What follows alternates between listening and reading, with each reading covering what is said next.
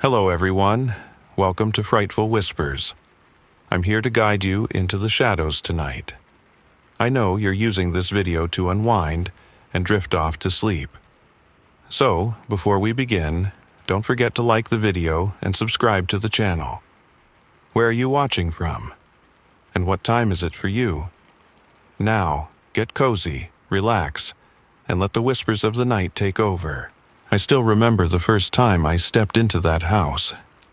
It wasn't anything extraordinary from the outside, but there was something about it.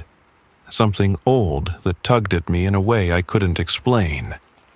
Maybe it was the way the sun danced through the trees, casting a soft golden light over the crumbling stone pathway leading to the front door. Maybe it was the scent of pine and damp earth that filled the air, making it feel like the house had been waiting there for me, patiently, for years. It was beautiful in a way, but not like anything I had ever imagined for myself. The house was old. Too old, I thought, but I didn't say anything. I wanted to be excited. I wanted to feel like we had found something special. Brian was already smiling, his eyes bright with the promise of the future. His hands gripped mine with such excitement, but even as we stood there, with the house looming in front of us, something about it unsettled me. "It's perfect," Brian said, his voice thick with anticipation. I nodded, forcing a smile, but I couldn't shake the feeling that something was wrong, that something was watching. But I told myself it was just nerves. After all, we were moving into our very own home, a dream that I thought we would never reach. We stepped inside. The door creaked open, and a rush of cold air hit me in the face, making me flinch. It wasn't the usual cold you'd expect in an old house. It was colder, deeper, like the house itself had been holding its breath. But I pushed that feeling away as I stepped inside. The foyer was vast, and the floorboards groaned beneath our feet like the house was waking up, acknowledging us, as if it were alive, stretching and shifting beneath the weight of its years. The air was thick with the smell of aged wood and dust, an aroma that somehow felt comforting and suffocating all at once. The heavy wooden panels on the walls looked worn, like they had borne witness to years of lives passing through, lives long forgotten. Brian was already moving ahead, calling over his shoulder, "This place has character, don't you think?" I nodded absently, my fingers trailing over the rough, splintered edges of the banister as I followed him. There was something heavy about the place, something that settled on my chest with every step. The soft golden light from the windows filtered in through thick, faded curtains, and I couldn't help but notice how the shadows seemed to linger in the corners, as if they didn't quite want to leave. We made our way through the house, our footsteps echoing in the silence, each room more isolated than the last. The living room was cozy, sure, with its fireplace that had seen better days and the walls covered in thick wooden panels that had darkened with time. But the air felt wrong somehow. I didn't know why. There was no reason for it, not really. But every corner I turned, every shadow that moved just out of the corner of my eye, made me feel like I wasn't the only one there, like I wasn't alone. The kitchen was even brighter, sunlight streaming through the windows, lighting up the cluttered countertops and casting long, stretching shadows on the floor. There was a strange kind of beauty to it. The way the old stone tiles glimmered despite their age, the thick, crooked cabinets with their iron handles worn smooth from years of use. It was like stepping back in time, and yet something about the stillness unsettled me. I tried to focus on the good. After all, this was our new life. This was where we would start a family. But the more we explored, the more I realized the house felt like it was holding its breath, like it was waiting for us. And then we found the staircase. It wasn't just the creaking of the stairs beneath our feet that made the hairs on my neck stand up. It was the feel of it. the way the air grew colder as we ascended, how it thickened with every step. The wood beneath our feet was old and groaning, like it didn't want us up there, like it was warning us to stay away. But we didn't listen. The second floor was dim, the air heavier here, almost as if the house were holding secrets in its walls. Each room was empty, save for dust and forgotten remnants. An overturned chair in one corner, a cracked mirror hanging askew. The quiet was deafening. The kind of quiet that fills every corner, making it feel as if the house itself is alive, watching, listening. And then we found the bedroom. I remember standing in the doorway, my breath catching in my throat as I looked around. The light from the window seemed to bend around the room, stretching out into the corners, painting everything in soft gold. The bed, an old iron frame, stood at the center, its wrought iron scrollwork curling like vines. It looked regal in a way, but empty. Empty in a way that made my stomach twist. "It's perfect," I whispered, trying to ignore the feeling gnawing at me, the one that said something wasn't right, that maybe we shouldn't be here. Brian placed his hand on my shoulder, turning me toward him. "It's just the right place to start our family," he said, his voice full of optimism. I could see his excitement. I could see that this was everything he had ever dreamed of, and for him, this was the start of something wonderful. I wanted so badly to share that excitement with him, but I couldn't shake the feeling that the house was watching us, as though it had been waiting for us. For me, all along. For a fleeting moment, I caught the slightest shiver in the air, as if something had moved, just out of sight. The house seemed to shift around me, stretching, yawning, like it had woken up after a long sleep. I shook it off. It was probably nothing. But then, as Brian was already walking toward the window, talking about the yard and how it would look in the spring, I heard it. A soft, almost imperceptible sound. A faint scraping, like nails on wood, coming from beneath the floor. My heart skipped a beat. I froze, my eyes searching the shadows beneath the bed frame. But when I looked back at Brian, he was lost in the view outside, oblivious to the sound that had just echoed through the room. I told myself it was just the house settling, that it was nothing. But deep down, I knew that wasn't true. Something was there. Something was waiting. And it wasn't as friendly as the house seemed. The first night in the house should have been peaceful. We had unpacked most of our things, and the excitement of the move left us exhausted, so we slipped into bed early, ready for a night of deep, well-earned sleep. The bed was soft, the sheets cool and comforting against my skin. The air was fresh, the only sound the occasional whisper of wind outside. Brian fell asleep almost instantly, his breathing deep and steady beside me. But I couldn't sleep. I couldn't shake the feeling that I was being watched. The house was so quiet. Too quiet. It felt like the walls were holding their breath, waiting for something. I turned over, trying to find a comfortable position. My fingers brushed the edge of the wooden headboard, and I flinched. Something was different about this house. Something unsettling, but I couldn't figure out what. And then, just as I was beginning to drift off, I heard it. A faint scratching sound, soft at first, barely audible. I told myself it was nothing. The house was old. Old houses creak. But then the sound grew louder. It wasn't a creak, it was something else. Something scraping, scratch.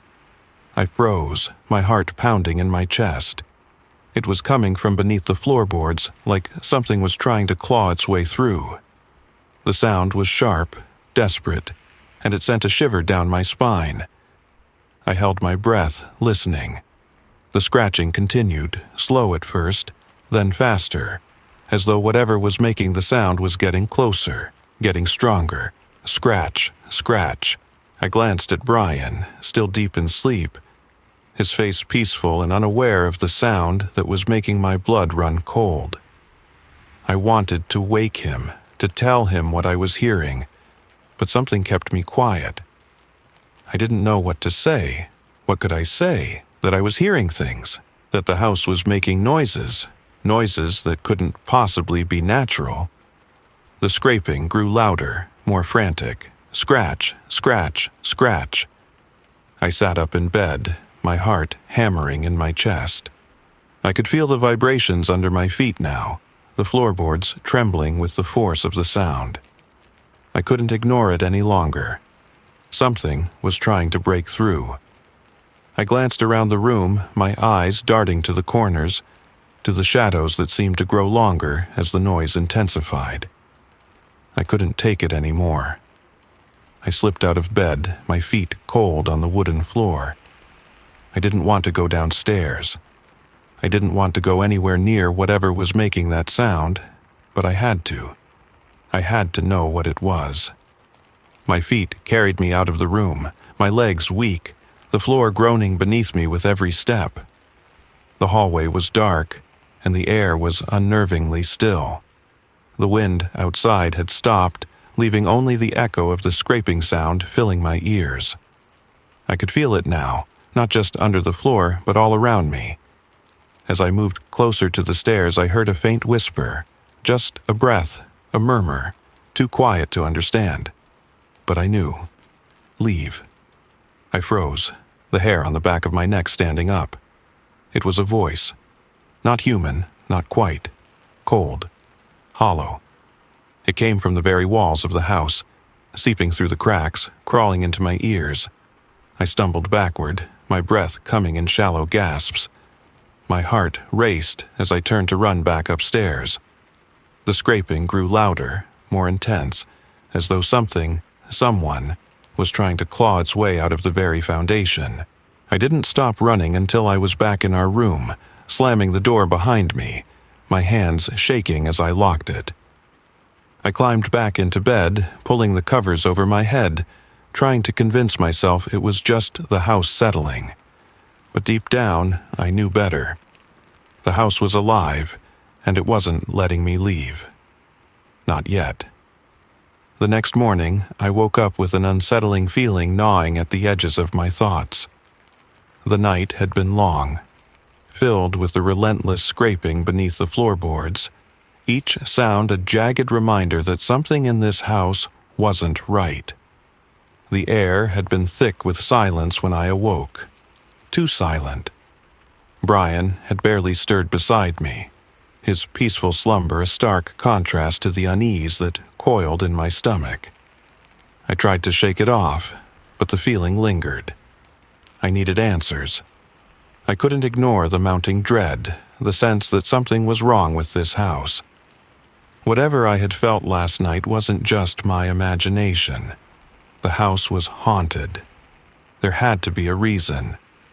We'd barely had time to explore the town since we'd moved in, but I'd heard rumors about a local historian, someone who knew everything about the area, about the land, about the secrets buried beneath it. His name was Thomas, a reclusive figure, one I had only heard whispered about in passing. Some said he was eccentric. Others claimed he had seen things, known things, that no one should have. But I had no choice. I had to find him. I needed to know what was happening in this house before it swallowed us whole. Brian wasn't exactly thrilled about the idea of seeking him out. He thought I was making too much of the noises, too paranoid, but I couldn't sit by and ignore it. I couldn't live in a house that wanted something from us. I found Thomas's house on the edge of town. It was perched at the base of a hill, leaning slightly to one side, like it wasn't quite sure if it wanted to stay. The house itself looked as though it had been there too long, left to the mercy of the elements. The windows were dark, as though the house was holding its breath, hiding from the outside world. The garden was a tangle of vines and wildflowers, spilling over the pathway like nature was trying to reclaim the place. I hesitated for a moment before knocking. The silence that followed felt heavy, as though the house itself was judging my presence, waiting. Finally, the door creaked open slowly. The man who greeted me was a figure as weathered as the house. His face was lined with age, his skin pale and thin, but his eyes were intense. They didn't smile, nor did they seem surprised to see us. He looked as though he had been waiting. "You've come about the house," he said, his voice rough, like gravel sliding over stone. It wasn't a question, it was a statement. I nodded, throat tight with anxiety. "We've been hearing things, strange noises, scratching, whispers." My voice faltered as I spoke the words aloud, as though saying them would somehow make them real. He studied me for a long moment, eyes narrowing as though he could see through me. Then, without a word, he stepped aside and motioned for us to enter. "Come in, then," he said, his voice holding an odd weight, like he knew something we didn't. Something we shouldn't know. Inside, the air was thick with dust, the scent of old books and forgotten time. Shelves lined the walls, packed with worn, leather-bound books, yellowed papers, and maps of the area.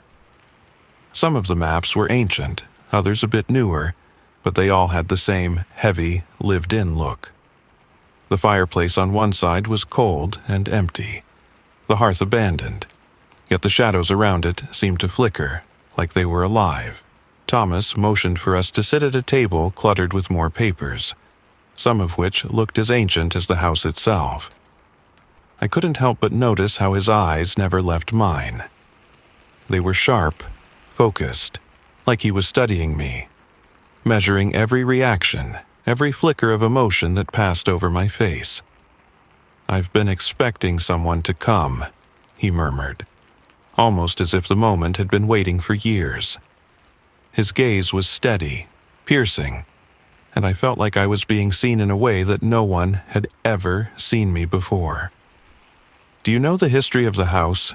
he asked, his voice now lower, tinged with something darker. I swallowed hard, feeling the weight of his question press down on me. "No, not much. We just moved in." Thomas nodded slowly, as if he already knew my answer. "The Devereaux family," he said, and when he spoke their name, a cold shiver ran down my spine. "That's who owned the house before you. They vanished 50 years ago, without a trace. No one knows what happened to them. They just disappeared." The name Devereaux echoed in my mind, pulling at something buried deep inside me. I knew it from somewhere, but I couldn't place it. It was as though a forgotten memory was slowly coming back to me, something I hadn't wanted to remember. Thomas leaned forward, his fingers steepled in front of him, his eyes narrowing with an intensity that made my stomach twist. Gregory Devereaux, the head of the family, was obsessed with the occult. He was a scholar, a learned man, but his obsession went too far. He delved into ancient rituals, rites that should have been left alone. He believed he could summon an entity, a dark, ancient thing that could grant him immortality. He paused, the weight of his words sinking in. "He succeeded," he continued, his voice growing darker, "but it came with a price." A chill crept through my veins and I felt my pulse quicken. "What happened to them?" I whispered, my voice shaking with a mix of fear and curiosity. Thomas hesitated for a moment, his eyes flickering to some distant place, a memory buried deep within him. "The ritual didn't go as planned. It backfired. The entity that Devereaux summoned didn't grant him immortality. It took him and his family, all of them. They were trapped, bound to the house, their souls imprisoned beneath it. The house itself became their prison, and they've been waiting ever since, waiting for someone to come, someone like you." A cold weight pressed against my chest as the words settled in, the air growing heavier. My breath quickened. "They're still there?" I asked, the horror beginning to creep into my voice. Thomas nodded grimly. "They're still there, beneath the house. They don't want to be alone. They want out. They want to take someone with them." I could hardly breathe. My mind was racing, trying to make sense of it, but the reality was too horrifying to grasp. "What do you mean, take someone? How?" Thomas sighed, his voice taking on an even darker tone. "They can't leave the house, but they can reach out. They can influence those who live there. The sounds you've been hearing, the whispers, the scratching, it's them. They're trying to get you to stay, to trap you. And once they have you, you won't be able to leave." I felt the walls close in around me, the weight of the past pressing down on my chest. The shadows in the corners of the room seemed to shift, gathering, waiting. My heart was racing. I wanted to run, I wanted to escape, but something held me there. "The Devereaux family is not gone," Thomas continued, his voice soft, almost as a warning. "They're still here, beneath the house, and they'll do anything to keep you." His words hung in the air, thick and suffocating, like a cold fog. I could feel the truth of it in my stomach, like a heavy, icy weight. "We have to leave," I said, my voice barely a whisper, a thread of desperation creeping into my words. Thomas's face softened, but there was no comfort in it. "That's the problem," he said, his voice tinged with sorrow. "You can't leave, not once they've found you." I turned to Brian, his face pale, the realization settling over him, and then I turned back to Thomas, my throat dry. "Is there anything we can do?" I asked, my voice cracking. Thomas shook his head. "Nothing. They're part of the house now, and you're part of them. Once the house has claimed you, it doesn't let go." I stood up abruptly, panic rising in my chest. I couldn't breathe. I had to get out. But as I reached for the door, Thomas's voice stopped me. "Don't try to run," he said softly. "They'll find you. They always do." I didn't look back as I stepped out of his house. The weight of his words echoed in my mind, and as I walked away, I realized it was already too late. The Devereaux were already in the house, and now we were part of their cursed history. The day had passed in a blur of uncertainty. My thoughts churned, relentlessly turning over Thomas's words in my mind. I couldn't shake them. The house had become a living, breathing thing. Its whispers curling around me, its creaks like fingers scratching at the edges of my sanity. The scratching beneath the floorboards grew louder, more insistent with each passing hour, as though something was waking, something that had been waiting for a long time. I tried to ignore it, tried to convince myself that it was just the house settling, that it wasn't anything to fear, but deep down, I knew it wasn't true. That evening, Brian suggested we take a walk. He said it would help us clear our heads, get away from the suffocating tension inside the house. The air was crisp, the kind of cool autumn evening that promises a fresh start, a breath of new life. The sky was painted in soft shades of orange and purple, the sun dipping low behind the trees. For a moment, I thought maybe, just maybe, I could find some peace. We stepped outside, the long grass brushing against our ankles as we wandered toward the edge of the yard. The trees loomed around us like sentinels, their branches intertwining above us, weaving a dark canopy that blocked out the fading light. The house sat behind us, silent, heavy, like it was watching. The air around it felt thick, like it was waiting. For what, I wasn't sure, but I could feel it, an unease that made my skin prickle. We walked in silence for a while, lost in our own thoughts.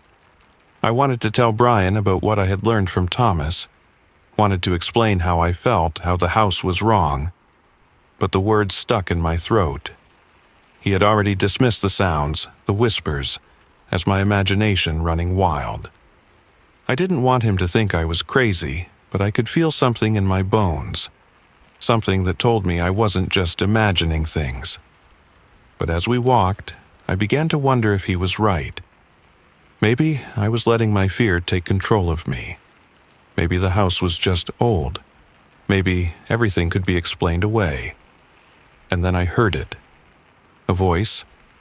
It was soft at first, distant, like the wind itself had carried it across the yard.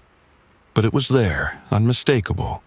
It sliced through the air with a chill that went straight to my spine. Help them.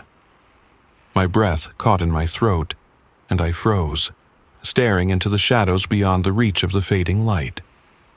Brian kept walking ahead, unaware, his footsteps soft and steady on the earth. I was paralyzed, unable to move, unable to speak. The voice had come from the trees, no, from somewhere deeper, somewhere closer to the house. It sounded like a child, its tone both pleading and eerily calm. Help them. I felt the blood drain from my face as I slowly turned my head, my eyes scanning the darkening yard. There, just beyond the fading light, I saw him, a figure standing by the old oak tree. At first, I thought it was my eyes playing tricks on me, but then the figure moved. A child, no, older than 6 or 7, with pale skin, dark eyes that seemed to bore straight through me. His clothes were ragged, old-fashioned, like something from another time. His face was gaunt, almost spectral, with an expression that was too calm, too sorrowful. When our eyes locked, I felt a coldness creep into my bones, like a shadow slipping into my skin. A deep, unsettling despair washed over me, as if I were being pulled into something far darker than I could understand. Please, help them. The voice came again, clearer this time, the words wrapped in an eerie softness, like a breath caught in the wind. I wanted to scream for Brian, to call out to him, but I couldn't. The words stuck in my throat. I couldn't tear my eyes away from the child. He stood there, motionless, his eyes locked onto mine, and I couldn't move. I felt trapped, caught in the weight of his gaze. I took a tentative step forward, my feet unsure, my heart pounding in my chest. I couldn't explain it, but something about the child felt familiar. His presence was like a forgotten memory I couldn't place. It made me feel as though I'd seen him before, though I couldn't recall where or when. And then, as if sensing my hesitation, the child took a step closer. His bare feet were silent against the grass, and I could feel the air around me grow colder with every inch he moved. "You have to listen," the child said, his voice now clear, a pleading call that seemed to cut through the air like a blade. "They'll never leave you. They'll never let you go. You can't run. You can't escape." A cold shiver snaked down my spine, and my stomach twisted in knots. I couldn't breathe. Who was this child? What was he? Was he real? Or was I losing my mind? "They won't stop." The words came out like a whisper, but there was something darker in his voice now, something twisted, something far more sinister. "They're already inside. They've already found you. You can't run away." The terror I felt in that moment was suffocating. I turned my head toward Brian, who was still walking ahead, unaware of the child standing in the yard. My throat tightened, my body trembling, but I couldn't speak. I couldn't call out to him. The child's eyes glinted with something dark, something predatory. And then, with a sudden and unsettling grin, his mouth stretched wider than it should have, far too wide for his face, revealing sharp, jagged teeth beneath his lips. His once soft voice twisted into something darker, something almost cruel. "You'll join them," he whispered, and the ground beneath my feet seemed to tremble. I took a step back, my body shaking with fear. But the child's grin only widened, and with a final, unsettling laugh, he began to fade into the shadows. His form dissolved into the darkening night, his voice echoing in my ears like a curse. "They'll never let you go." I stood there, frozen, staring at the spot where the child had been. My mind raced, but nothing made sense. Was it a trick of the light?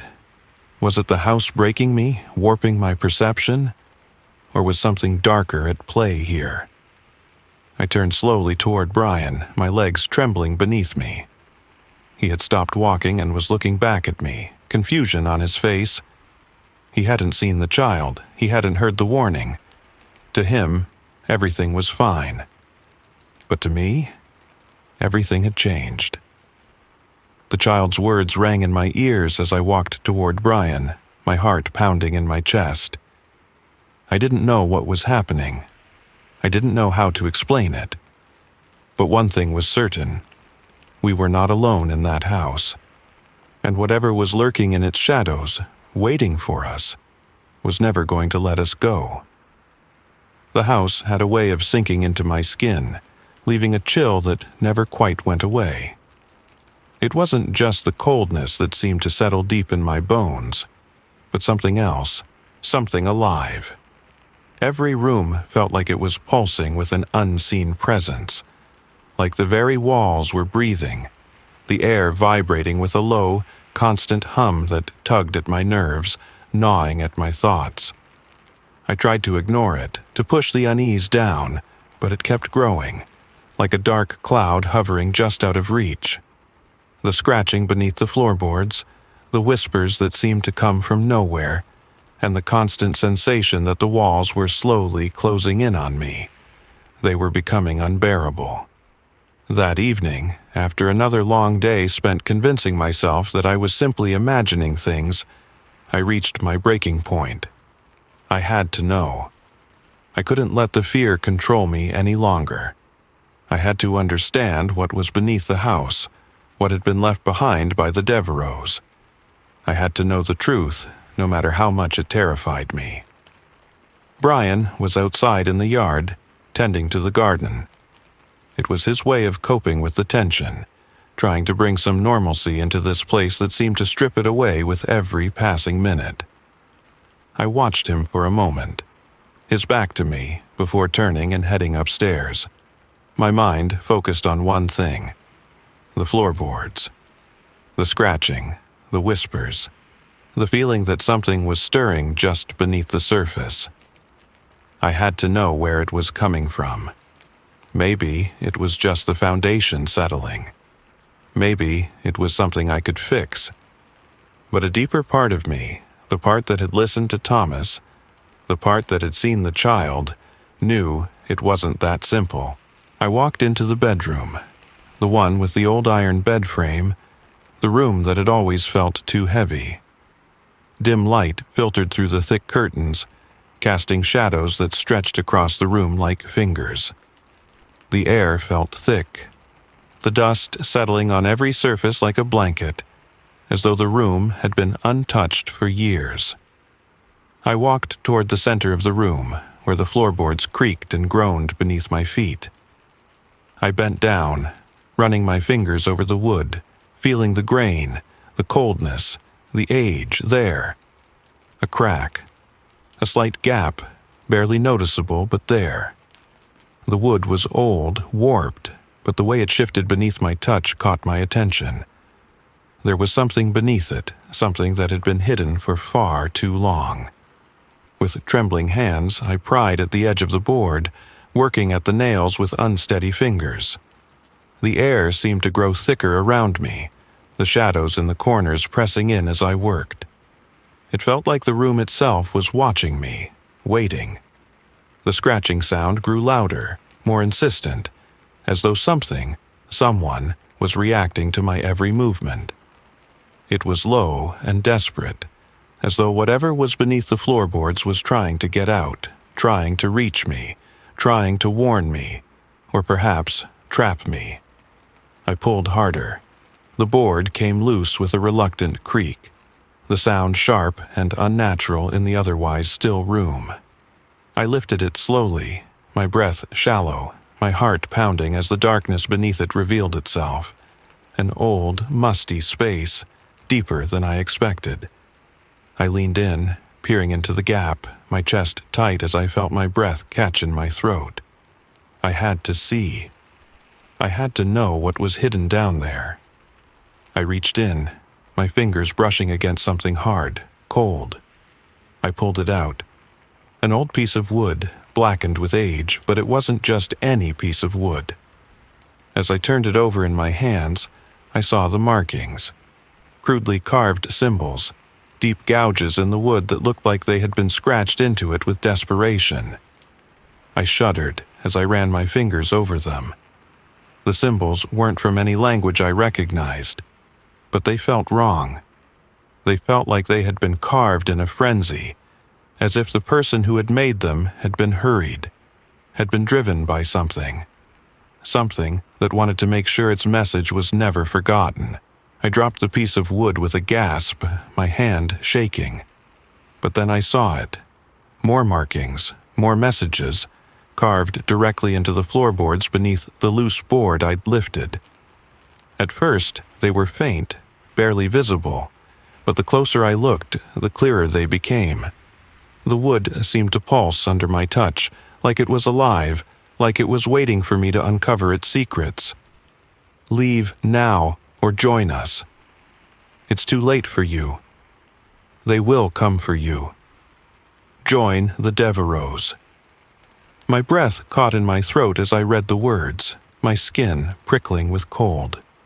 I ran my fingers over the markings, feeling the sharpness of the carvings, the anger embedded in them. These weren't just messages, these were warnings, desperate pleas from something or someone trapped beneath this house, something that had been waiting to get out, waiting to keep us.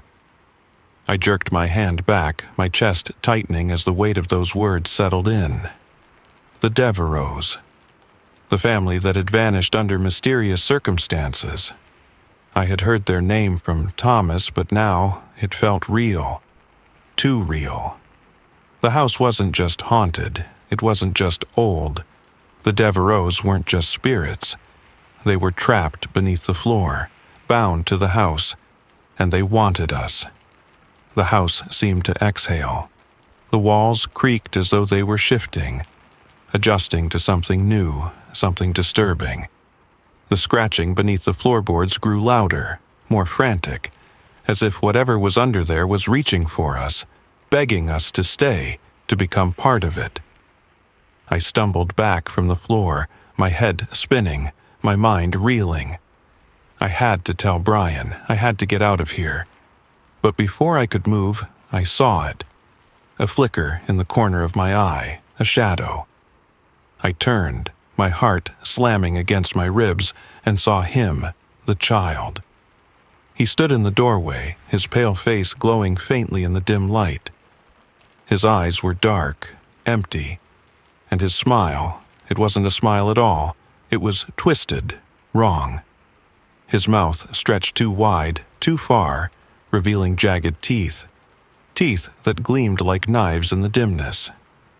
"You can't leave," he whispered, his voice soft, insistent. "They've already found you." My blood ran cold, my breath caught in my throat. I froze, unable to move, unable to scream. The child took a step forward, his bare feet silent on the floor, and the room seemed to shrink, closing in around me.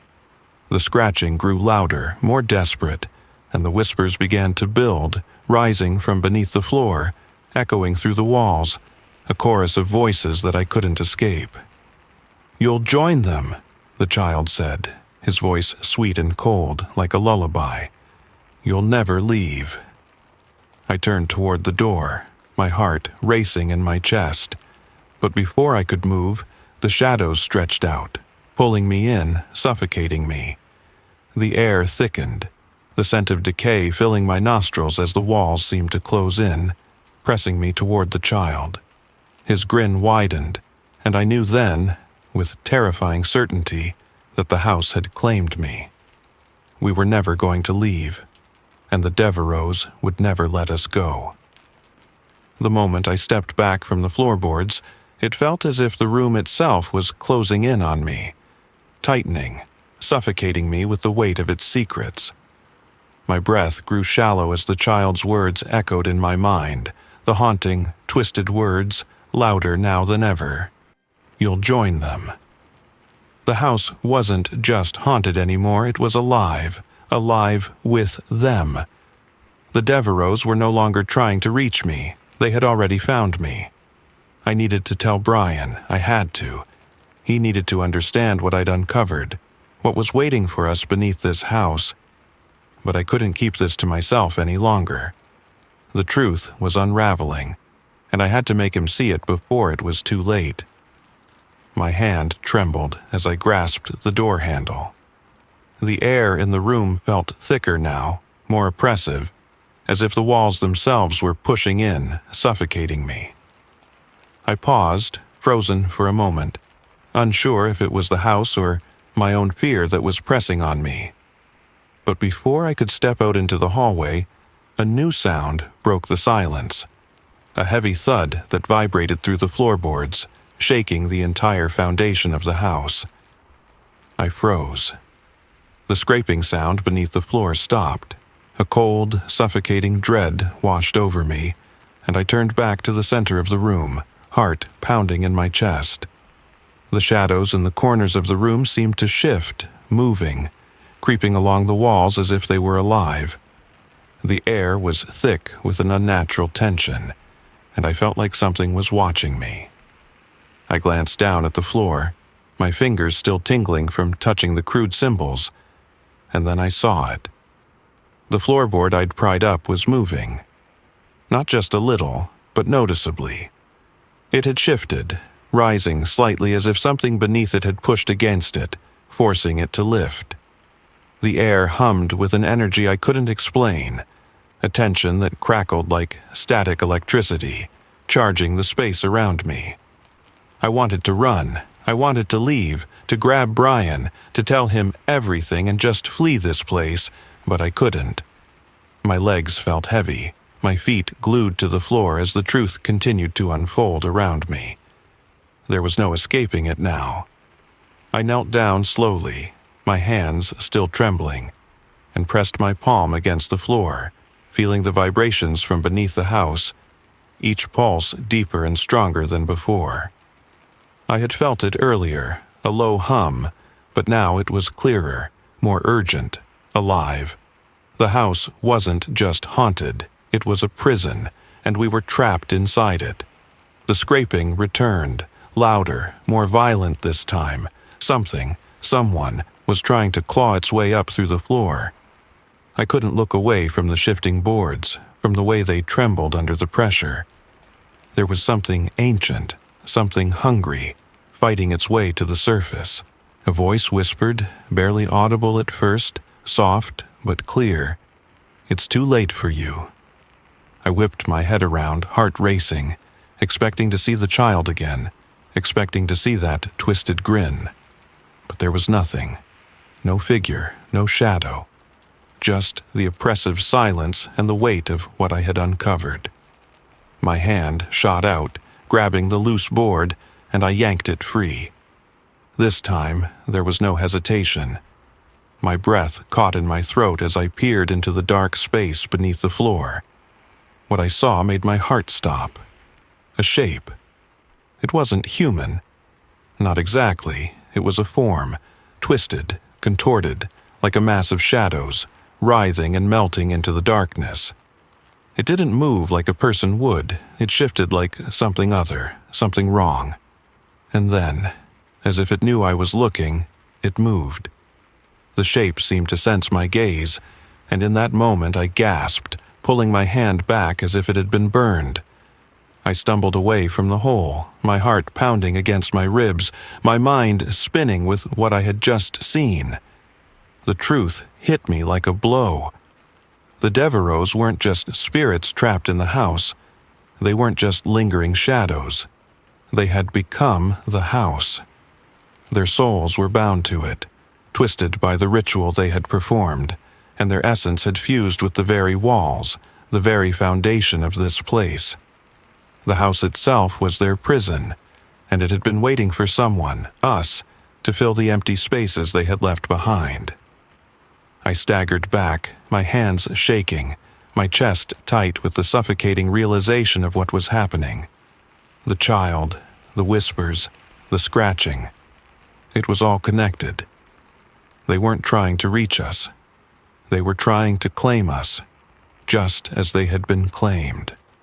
Their souls were tethered to the house, and now they were desperate for new ones to fill the void they had created. A loud bang echoed from the floor beneath me, followed by another, louder than before. My breath caught in my throat as the house groaned, the walls creaking with a low, terrible noise. The shadows seemed to stretch, twisting and writhing, growing longer and darker. The hunger was building. It was pulling us in. I had to tell Brian. He had to understand. He had to know what was happening before it was too late. I turned toward the door, but before I could reach the handle, the house trembled again. The lights flickered, casting frantic shadows across the walls, and the doorknob wouldn't turn. It was stuck, sealed shut, as if the house itself were keeping me inside. I pulled harder, my panic rising, but the door didn't budge. I pounded on it, fists pounding against the wood, screaming for Brian. "Brian, help! We need to get out, now!" There was no response.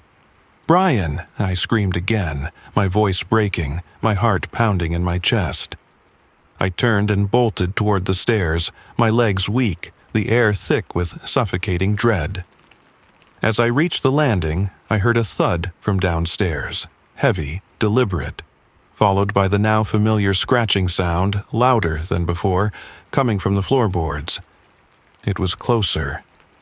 And then I saw him. Brian stood at the bottom of the stairs, his face pale, his eyes wide with shock. He was staring at something, or someone. He looked lost, like he didn't know what he was seeing, like his mind couldn't process it. His mouth opened, but no words came out. I could see it in his face. He was staring at something behind me. I turned slowly, dread creeping up my spine. The child. He stood in the doorway, his pale face illuminated by the faint light from the hallway. His grin was twisted, grotesque, stretched too wide, revealing jagged teeth that gleamed in the dark like knives. "You can't leave," the child whispered, his voice cold and dripping with malice. I backed away, my breath shallow, my heart hammering in my chest. The house trembled again, the walls creaking with a loud groaning noise, as though the very foundation was straining, pushing against the pressure building inside it. The shadows seemed to close in around us, stretching toward the child, pulling at me. Brian took a step toward me, his face full of confusion and fear. "What's happening? What's going on?" I couldn't answer. I couldn't explain it. I couldn't make him understand what was happening, what had already begun. The truth was too much, too terrible. The house had claimed us, and the Devereaux, or whatever they had become, had claimed us too. The child's grin widened, and I knew with terrifying certainty that there was no escape. We were already lost. The house had taken us, and the Devereaux, they would never let us go. The moment I stepped back from the floorboards, it felt as if the room was closing in on me, suffocating me with the weight of its secrets. My breath came in shallow gasps, my skin cold with dread, as the child's words echoed in my mind. "You'll join them." Those words, twisted and haunting, drowned out the frantic scratching beneath the floor, and for the first time, I knew they had already found me. The house had them now, and it had me too. I had to tell Brian. I had to make him understand what had happened, what was happening. I couldn't keep this to myself any longer. This place wasn't just haunted by the Devereaux. No, it was far worse than that. The house was alive with them. alive with their torment, their desperation. I stumbled toward the door, my hand trembling as I grasped the doorknob. The air in the room felt thick, heavy, pressing in on me. For a moment, I couldn't tell if it was the house or my own fear closing in.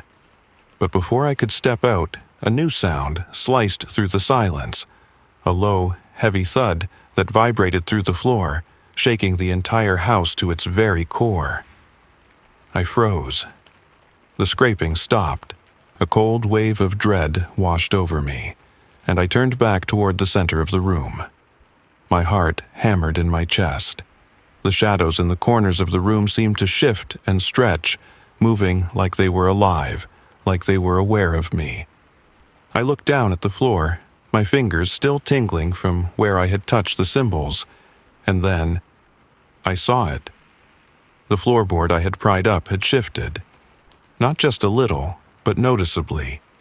It had moved, as if something beneath it had pushed against it, forcing it to rise. The air around me seemed to hum with energy, a buzzing tension growing thicker with each passing second.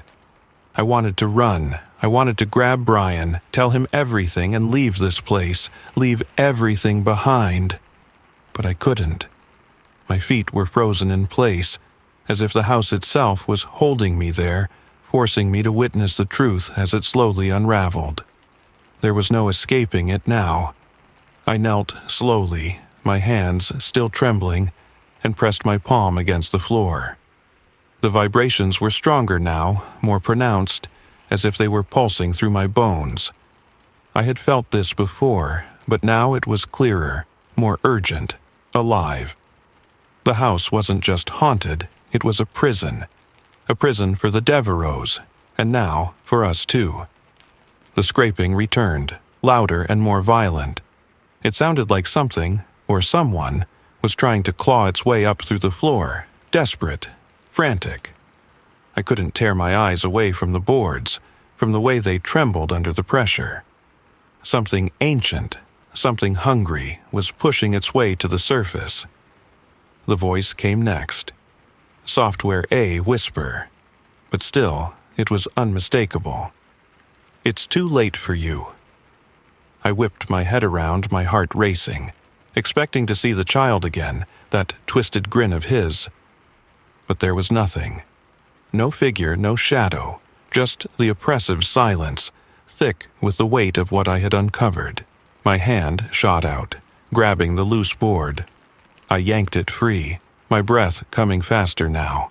There was no hesitation. As I peered into the space beneath the floor, my stomach dropped. A cold, dark void stared back at me. It was deeper than it should have been, far beyond what the house's foundation should have allowed. And then I saw it. A shape.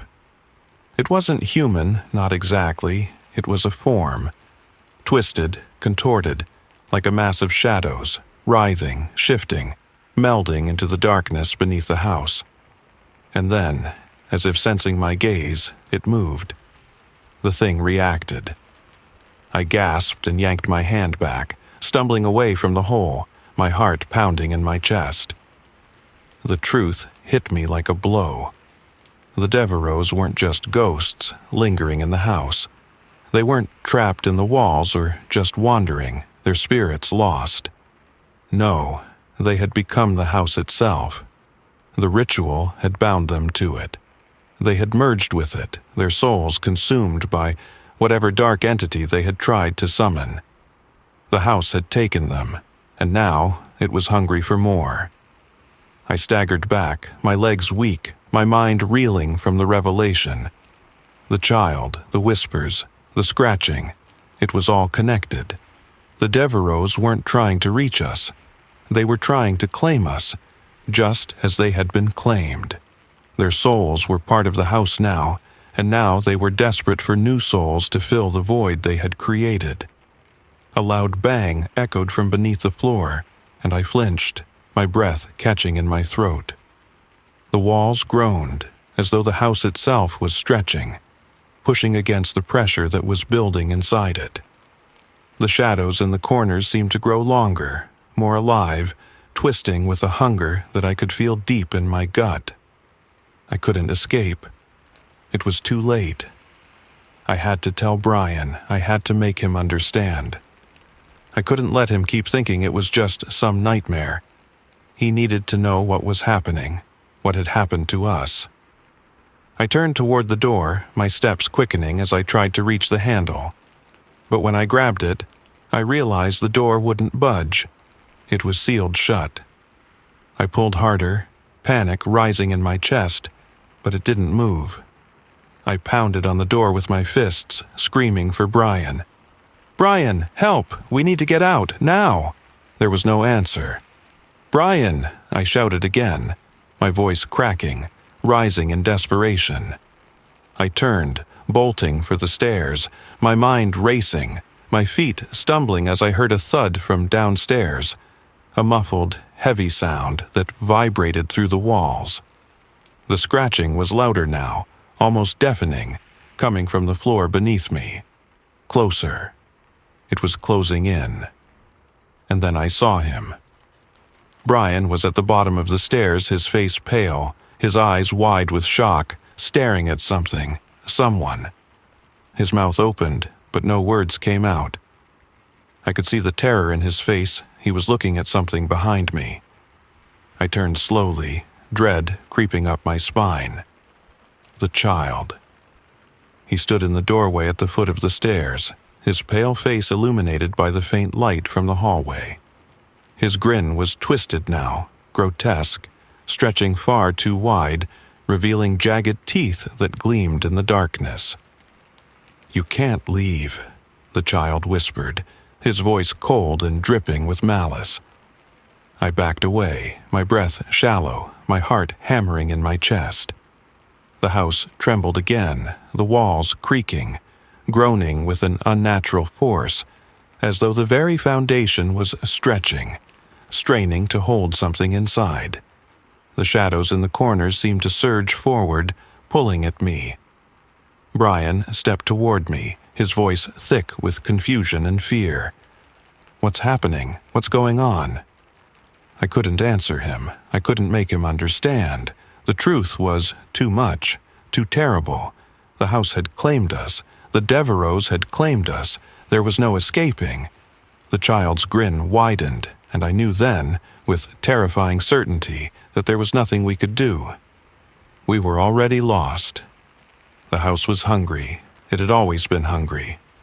And now it was ours. We would never leave, and the Devereaux would never let us go.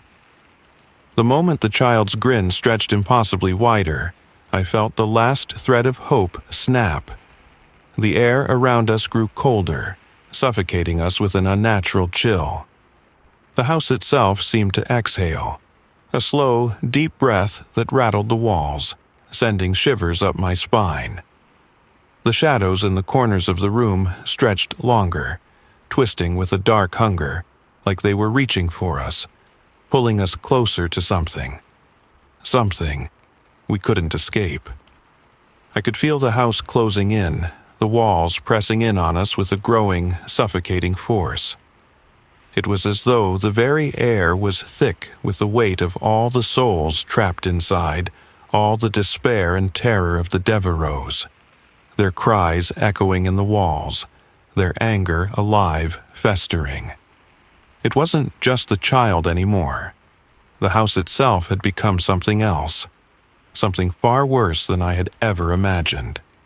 I wanted to run. I wanted to grab Brian and drag him out of here, out of this nightmare, but I couldn't move. It was as if my legs had turned to stone, my feet frozen in place.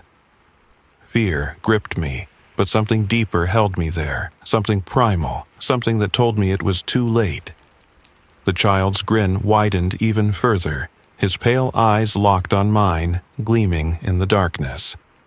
He floated a few inches above the ground, drifting closer to us, his presence suffocating, like a vice tightening around my chest. "You can't leave," he whispered, his voice dripping with venom. I froze. The house groaned again, a deep, sorrowful sound that seemed to come from the very bones of the structure. The air grew thick, dense with dread. Brian's voice broke through the thick silence, his words desperate. This can't be real. It can't be happening. We can't be trapped." But even as he spoke, I saw the truth in his eyes. I saw the flicker of understanding. He didn't want to believe it, but the house, the child, and the terror that clung to every inch of this place had already begun to unravel everything. It was too late. I turned to face him, but when I did, I saw it, felt it, like a weight settling in the pit of my stomach. The house was alive, feeding on the fear, on the souls it had already trapped. The Devereaux weren't just memories lingering in the walls. No, they were part of the house now, bound to it, trapped, and we too had become part of it. I tried to move, to make my legs work, but the shadows had already begun to twist and reach, dragging at my feet, pulling me toward the center of the room where the darkness was growing darker, thicker. The child stepped closer, his eyes wide, unblinking, and his voice rising, filling the space around us. "You're already here," he said, his voice sweet and sickening. "You've always been here. You've always been part of it." I felt the room spin, my body trembled, and I couldn't breathe. The truth, the terrible, horrifying truth, settled over me like a shroud. The house hadn't just claimed us the moment we stepped inside. It had claimed us the moment we were born. The Devereaux didn't just live here, they were part of it, fused with the foundation, their souls bound to the very walls. And now we were part of that. Brian's voice was faint, barely audible, filled with fear. No, this can't be real." The child's laugh echoed in my ears, a sound that was sharp and unnatural, like something rotten bubbling to the surface. "It is real, and you've always been part of it." The house seemed to groan, the walls cracking and shifting as if they were alive, stretching to accommodate the growing hunger. The shadows were pulling at me, tugging, suffocating. Every breath I took felt like I was inhaling 1,000 voices whispering in my ear. Old voices, desperate voices, trapped beneath the floorboards, clawing at the edges of my mind. I turned to face Brian, but the words I wanted to say stuck in my throat. How could I explain it to him? How could I make him understand that it was already too late? That we had always been part of this house, part of its terrible hunger? I reached out to him, but as my hand touched his arm, I saw it. The walls. The walls themselves were changing. They were bending, warping, shifting in ways that made my stomach lurch. The plaster cracked open in jagged, irregular lines, revealing something darker, deeper beneath them. Something alive. I stepped back, my feet slipping as I stumbled toward the door. But it was too late. The door was gone, sealed shut. The walls themselves now an extension of the house's malignant presence. I screamed for Brian, my voice choked with terror, but there was no response. The shadows had enveloped him, swallowed him whole. I spun around, panic rising in my chest as I looked back toward the child. But he wasn't just standing there anymore. He was everywhere. His grin was in every corner, every shadow, every crevice of the house. The walls, the floor, the ceiling. Every inch of this place was now consumed by the Devereaux. Consumed by them. "They can't leave," the child whispered again, and the house shook with a thunderous crack, as though it were waking from a long, terrible slumber. Brian was gone. I could feel his presence, his soul being consumed, drawn into the house, lost. And I knew, with horrifying certainty, that it wasn't just him. The house had claimed us both. It had taken everything. And as the shadows closed in, I realized something more. We hadn't just entered the house. We had become it. The Devereaux, the house, the ritual. It was all the same now, and we would never escape. We were part of the house. and the house would never let us go. The darkness swallowed me whole, the air thick with suffocating fear, and the last thing I heard before everything went black was the child's voice. Soft, sweet, and full of malice. "You've always been part of it. You've always belonged to us." And that was the last truth I would ever know. Thank you for venturing into the shadows with me here at Frightful Whispers. Remember, the darkness holds secrets, but also whispers truths to those who dare to listen. If tonight's tale sent shivers down your spine, be sure to like, share, and subscribe. It helps keep the fire of fright alive. Rest easy, but keep one eye open, for the night is never truly still.